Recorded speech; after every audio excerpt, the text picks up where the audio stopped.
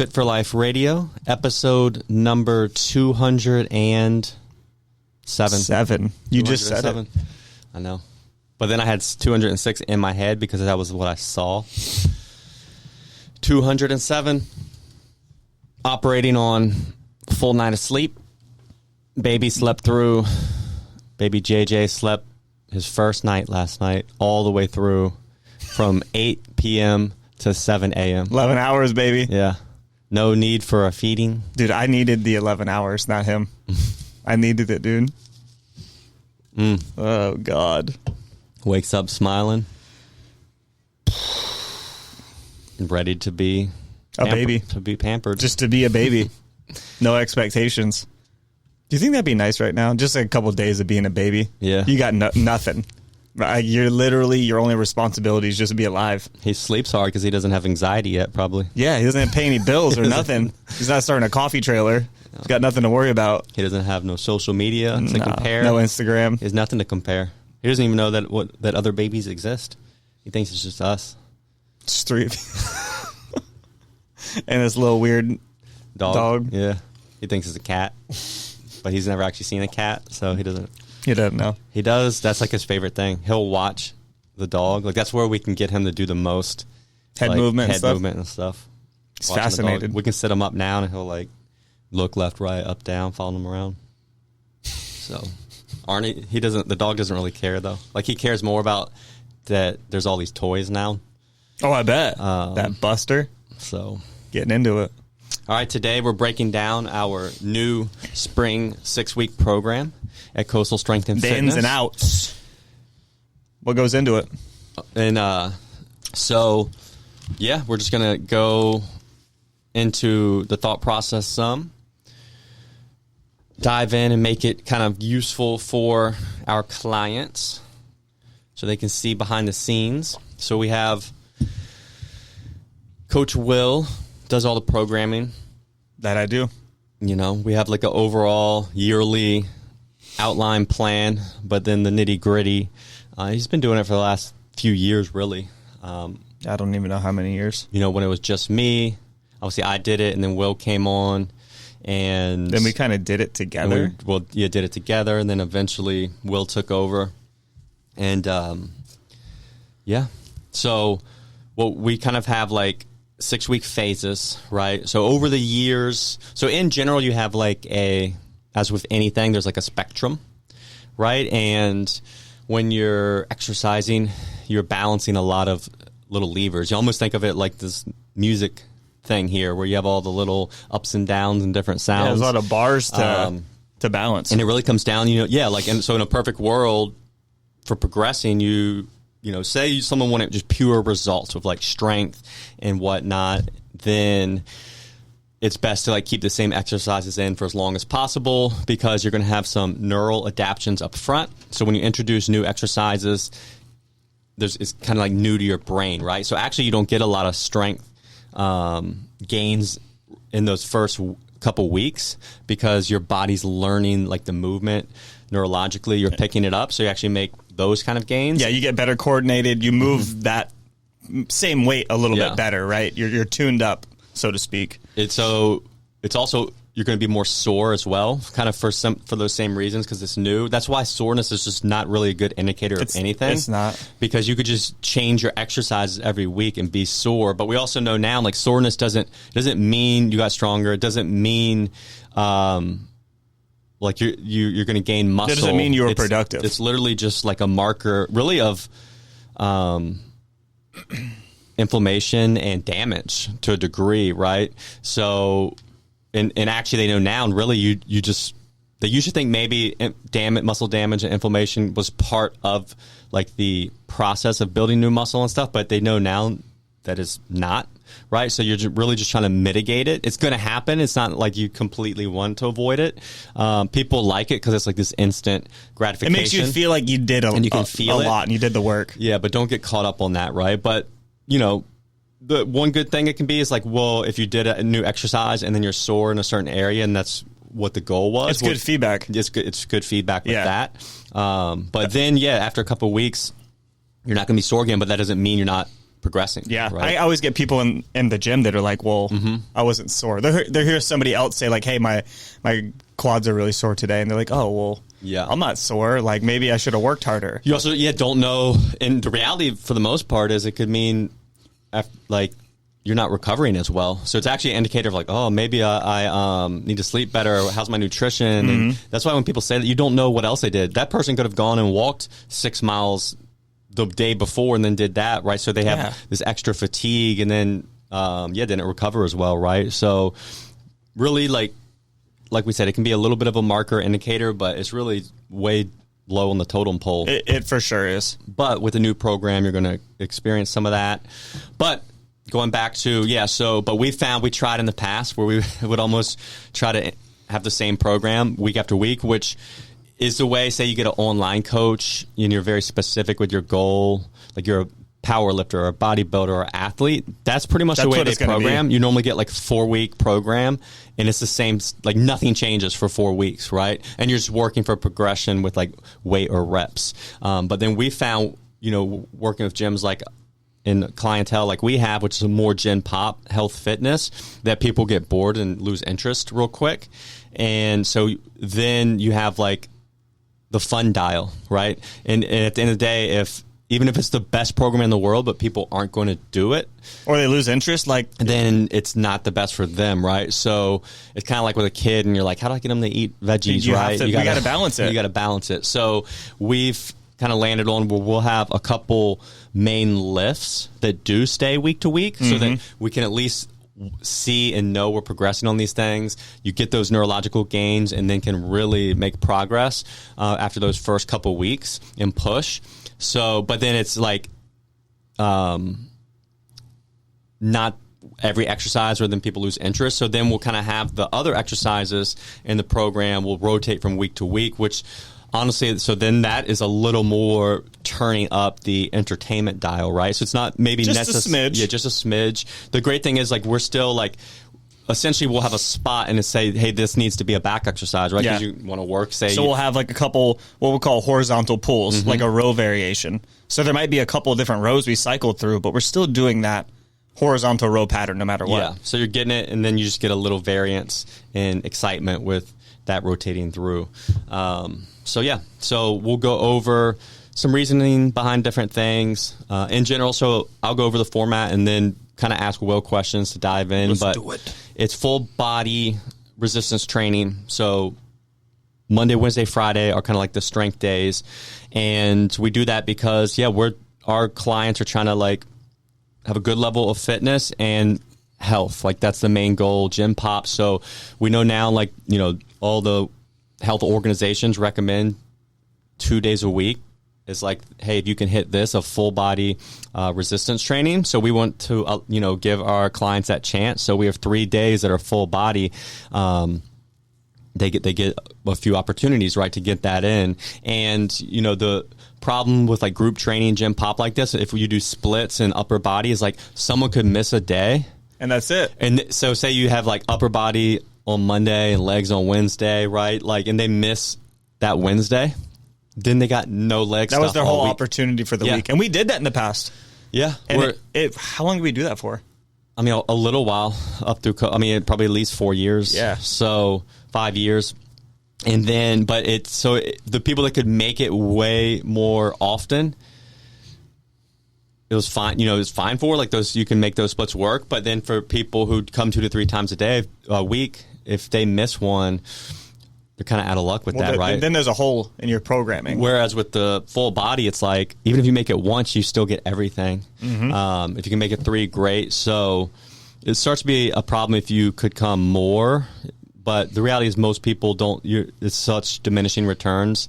3 full body strength days is plenty. That's what I do personally. Yep, me too. And then we can mix in other stuff on other days. So then what we do is like we said, the strength days, we'll have Monday, Wednesday, Friday, and then we'll have kind of some key lifts on those days, which we'll dive into. And then Tuesday, we kind of have like a hybrid day of cardio and some strength stuff. So we actually have a 4th day. Really, if you come to Tuesday, you're going to get that. Then Thursday is a pure cardio day.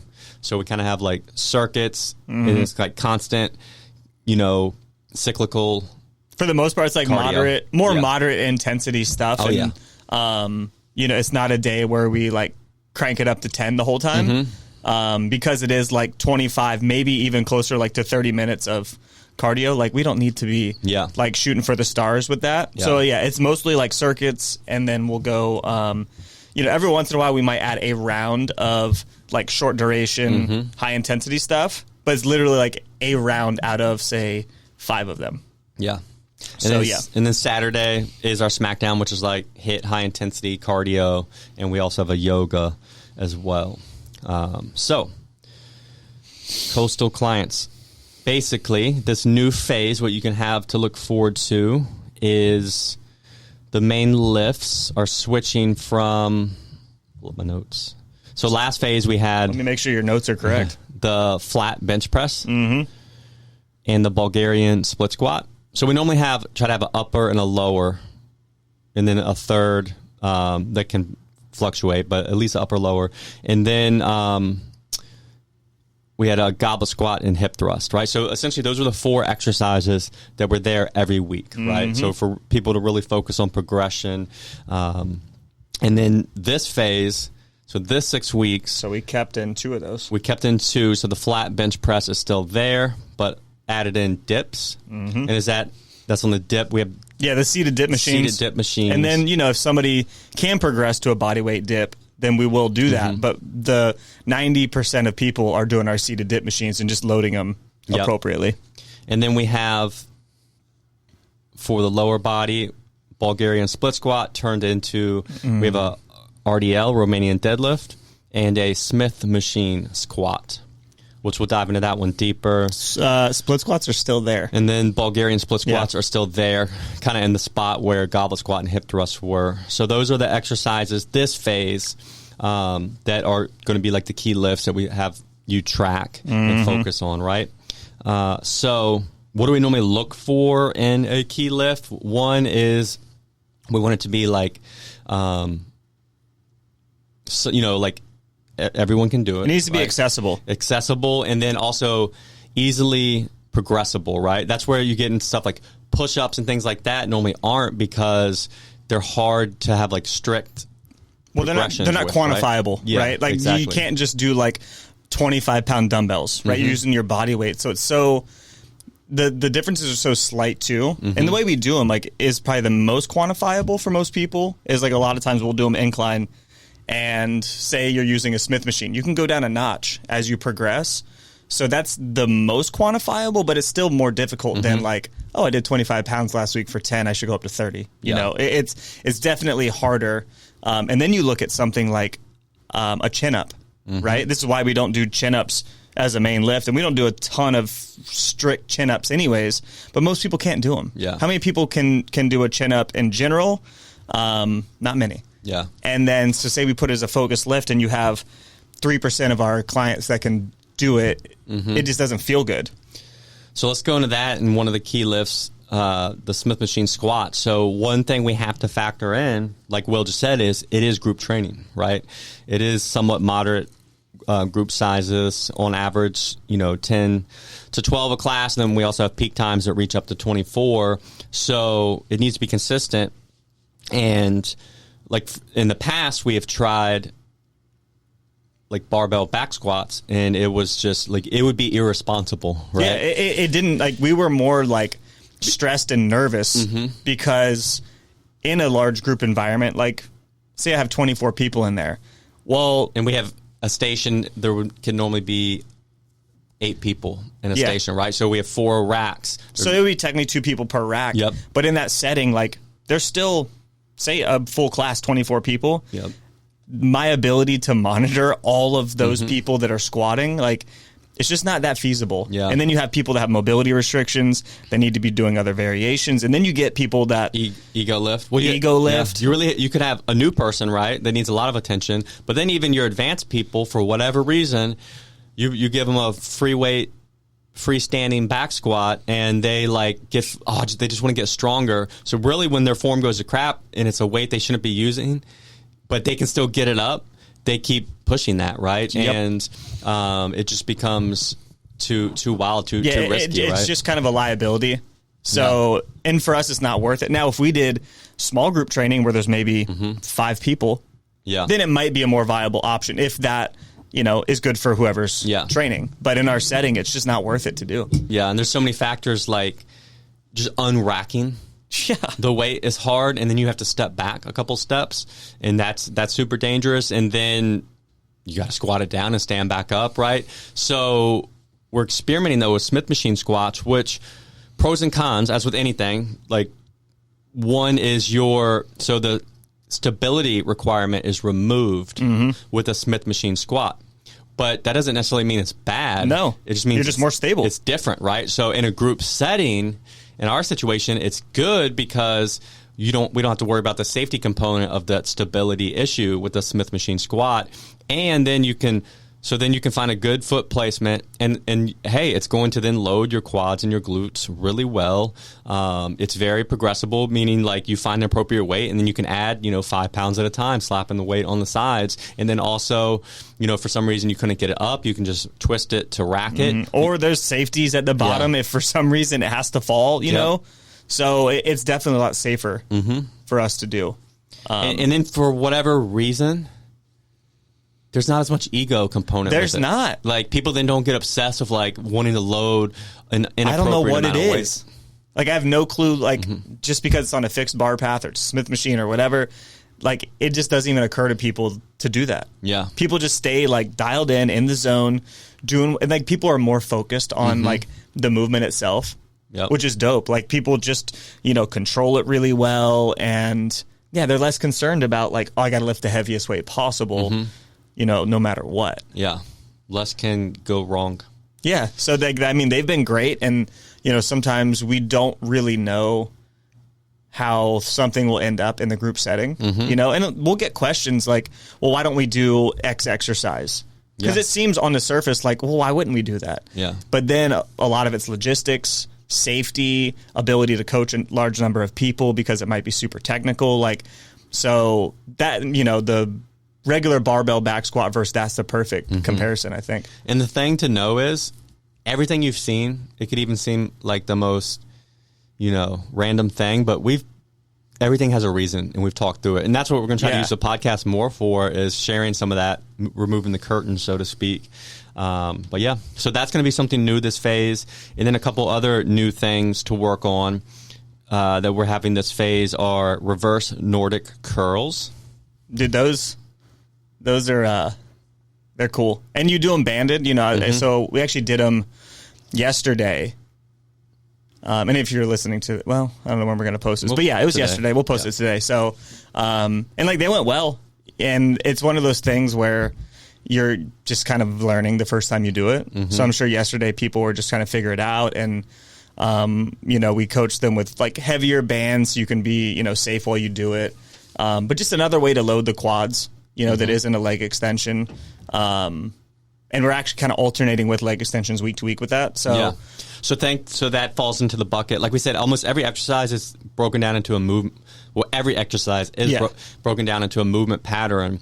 So, and then really you rotate through. You want to hit all your movement patterns. So the bigger pool of exercises, the more variety we're able to have with rotating through those. But so that kind of is the same, and a variation on, like Will said, the leg extension. Yep. Then we also have chest supported one arm cable rows. Those have been dope. Just another. Really, it's about stability and just another way to load them. Like, we've done chest supported rows with dumbbells, and I think it was Ben that came up with like a kind of a one arm chest supported dumbbell row, to where it's actually a way to, because chest supported rows are not comfortable if you are not a dude. Yeah. So came up with a way to kind of prop yourself up on a forearm. So it's still chest supported, super high amount of stability, and then you can just row with the one arm. And then we transferred that to a cable. Yeah, because with a dumbbell, when you get at certain angles because of gravity, right, it your resistance profile could be not great. Yep. But then the cable's going to give you an even so it's been good, and there's a lot of good feedback on that, and people really liked it. So that was a fun one to throw in. Then we have racked carry medleys. Yeah, so these we've done in the past. Like, I don't know if you remember doing like a racked carry with the squat. Like we would do like 5 squats, carry it 4. Yeah, and people would always be amazed at how much it would smoke them. Yeah, but anything that has like that grip component is gonna. Well, consider how long you're holding that for. I mean, that's probably like close to a 45-second set, and that's a long time to hold a weight. So we tried it.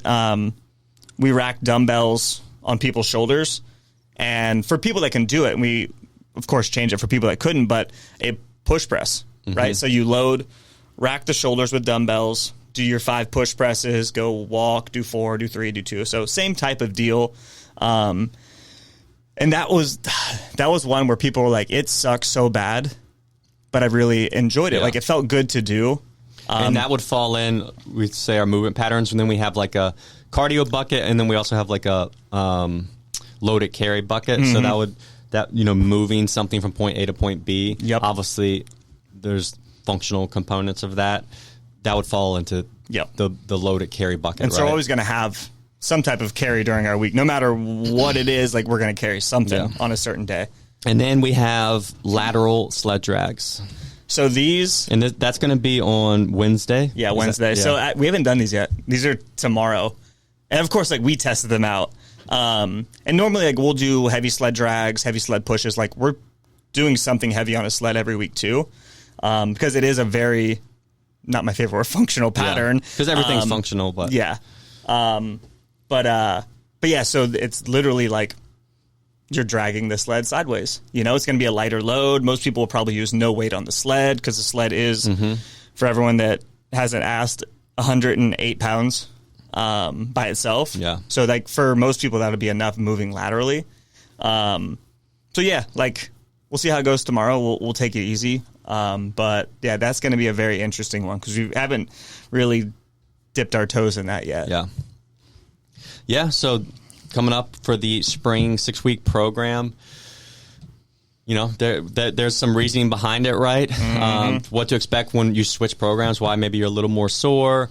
Also, you know, why we have to balance that tightrope of exercises you're going to see every week versus rotating through, what we've landed on to be a good happy medium. And yeah, there's some of the exercises we're doing, why we've chosen them, and hopefully, you'll enjoy doing them. And, you know, everyone always has exercises they like or don't, that they're good at or bad at. Remember, like a lot of times your body, like just genetically how your structure is going to dictate a lot of times what exercises maybe are more in your wheelhouse and what aren't, right? So always remember, that's why it's best to just focus on you and not compare yourself. Yeah, I mean, you compare yourself to somebody who's, you know, short limbs, built like a tank, that squats really well. Like, well, of course they don't have a long way to go, right?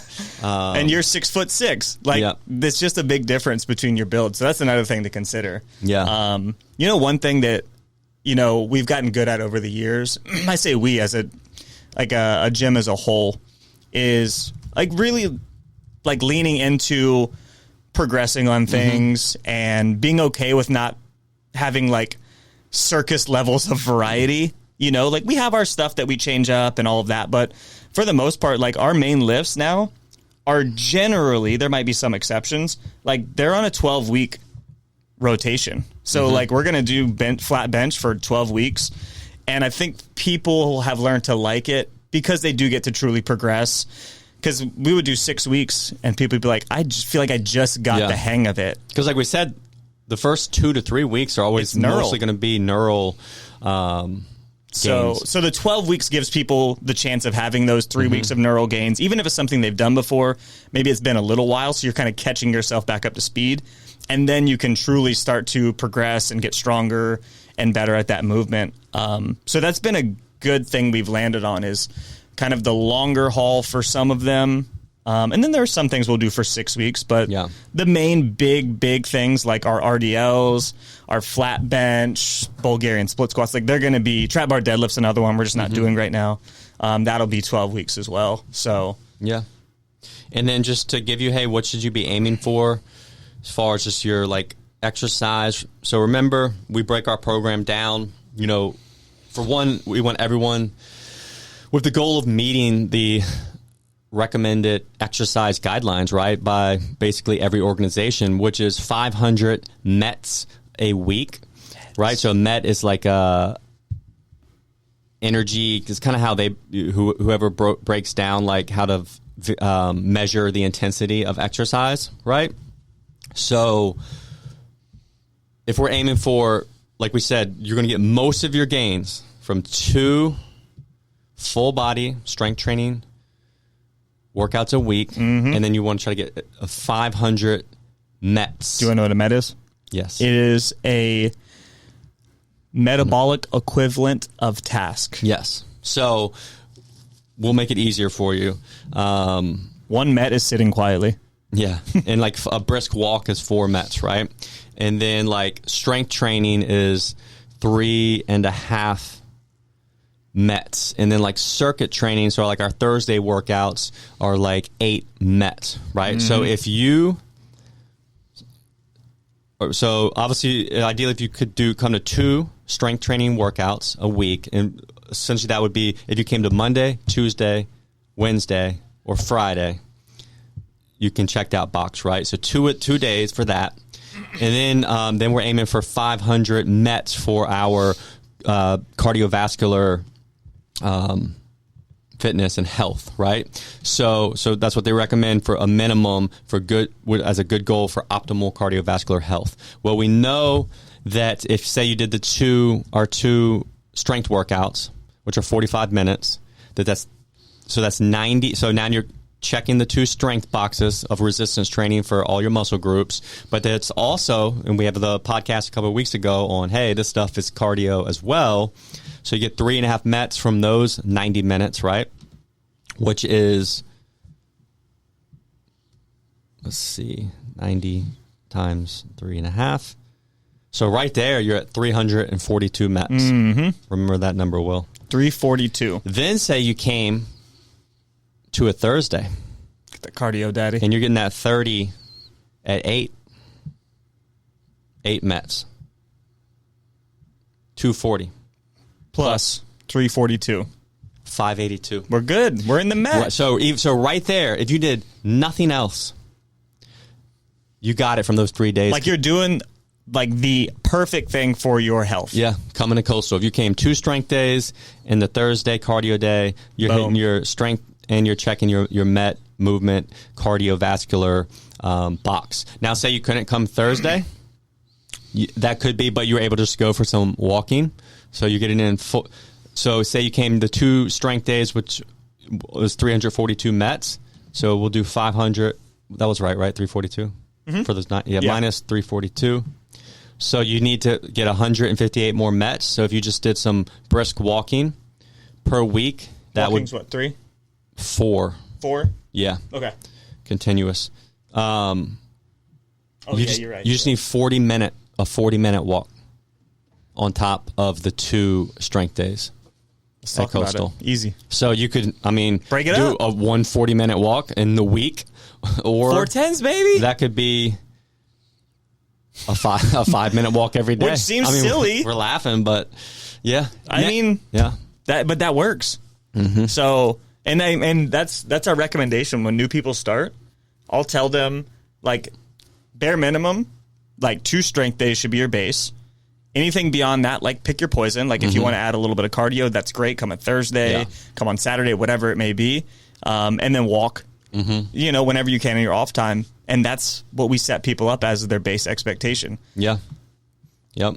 And that what we just explained is why. It's not an arbitrary recommendation. It's like this is like the best like bang for your buck for your health in terms of making it worth it for your time. And that's where if you're doing smart, well-programmed training, again, just we can't drill in enough, diminishing returns. Like if you can go 2 days a week and you're doing good, efficient training, plus some walks, like literally that is a good goal for optimal cardiovascular and muscular health.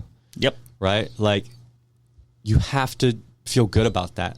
And then know that because you do double on top of which we're not, it's great if you can come 4, awesome. We love seeing you, but realize that it doesn't mean double the results. No. Right? It's way diminishing. Massive diminishing returns. It might be 15% more, because when people get used to coming more, and then if they can't, like people feel like it's useless to come like 2 times a week, right? Whereas really like, no, that's where you were getting most of your positive adaptations anyways, right?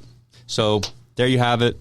6-week program. As always, make your baseline. If you can come 2 days plus a cardio day, or 2 days plus some walking outside of the gym, you're Gucci. That's it. Gucci, daddy, Gucci. All right, there you have it. So we're going to do some more podcasts breaking down, programming, things like that. Let us know what you'd be interested in. Yeah, if you have any questions about it, you want further explanation on our process. Why? And usually, people ask, I'm pretty transparent, but it's nice to be able to go over it for everybody like this. Yeah. So, and then some other quick housekeeping. We had our spring T-shirts coming in. Yep. Or they are in. They're in. So pick those up. The Lucky Lifting shirts for St. Patty's. And we might be having a little something, a little patriotic, something coming soon. And then we're wrapping up our 6-week challenge, nutrition or jumpstart, not challenge, jumpstart with Coach Julia. And we have an anniversary party coming up. Anniversary party. Gary and I's 10th. Yeah. The gym's 10th anniversary. Yep. 10 years, bro. Yeah. That's going to be... That is in... I should know this, but it's April 8th. Am I right? 6th. My time's a little messed up right now. And April 6th. 2 to 6 p.m.? 2 to 6. 10 year. And make sure to RSVP at the Facebook event page for that. It would be cool to kind of go through the 10 years one day. So how we've changed, how the gym's changed. That'd be kind of a fun little recap to do down memory lane. We'll dial it up. Yeah. All right. Thanks for listening. All right. We'll catch you next time. As always, thanks for listening, guys. If you want to learn more, check us out at coastalfitnessva.com or GaryDeagle.com. We'll see you next time.